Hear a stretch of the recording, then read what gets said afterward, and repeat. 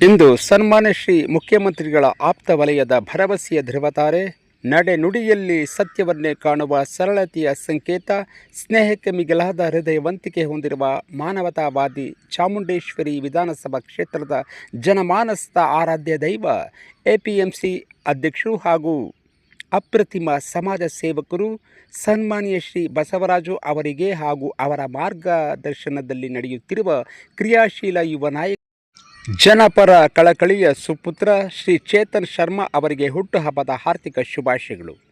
ಕಷ್ಟದಲ್ಲಿ ಇರುವವರಿಗೆ ಅರಿವಿಲ್ಲದಂತೆ ಸಹಾಯಹಸ್ತ ಚಾಚುವ ಇವರ ವಿಶಾಲ ಮನೋಭಾವವೇ ಇವರನ್ನು ಜನಪ್ರಿಯ ನಾಯಕರನ್ನಾಗಿಸಿದೆ. ಅಧಿಕಾರವಿದ್ದರೂ ಅಹಂಕಾರವಿಲ್ಲದ ಜನರೊಂದಿಗೆ ಬೆರೆತು ಅವರ ಸುಖ ದುಃಖಗಳಲ್ಲಿ ಭಾಗಿಯಾಗುವ ಶ್ರೀ ಬಸವರಾಜು ಅವರದು ಮರೆಯಲಾಗದಂತಹ ಒಂದು ವ್ಯಕ್ತಿತ್ವ. ತಂದೆಯವರ ಸಮಾಜಮುಖಿ ಹಾದಿಯನ್ನು ತುಳಿಯುತ್ತಿರುವ ಶ್ರೀ ಚೇತನ್ ಶರ್ಮಾ ಅವರ ಯುವ ಉತ್ಸಾಹವು ನಾಳಿನ ಭರವಸೆಯ ಬೆಳಕಾಗಿದೆ.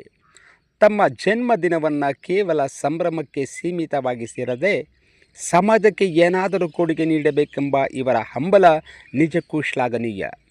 ನಾಳಿನ ಪ್ರಜೆಗಳಾದ ಸರ್ಕಾರಿ ಶಾಲಾ ಮಕ್ಕಳಿಗೆ ಹಾಗೂ ಹಾಡಿ ಮಕ್ಕಳ ಬಾಳಲ್ಲಿ ಜ್ಞಾನದ ಬೆಳಕು ಚೆಲ್ಲಲು ಪುಸ್ತಕ ಮತ್ತು ಬ್ಯಾಗ್ ವಿತರಣೆ ಹಾಗೂ ಮಾತೃ ಸ್ವರೂಪಿ ಮಹಿಳೆಯರಿಗೆ ಸೀರೆ ವಿತರಣೆ ಮಾಡುವ ಮೂಲಕ ಗೌರವ ಸಲ್ಲಿಕೆ ಹಾಗೂ ಬಡ ಕಾರ್ಮಿಕರ ಬದುಕನ್ನು ಗಾಲಿಗಳು ತಿರುಗಲಿ ಎಂದು ಸ್ವಯಂ ಉದ್ಯೋಗಕ್ಕಾಗಿ ಆಟೋ ವಿತರಣೆಯನ್ನು ಮಾಡಲಾಗುವುದು.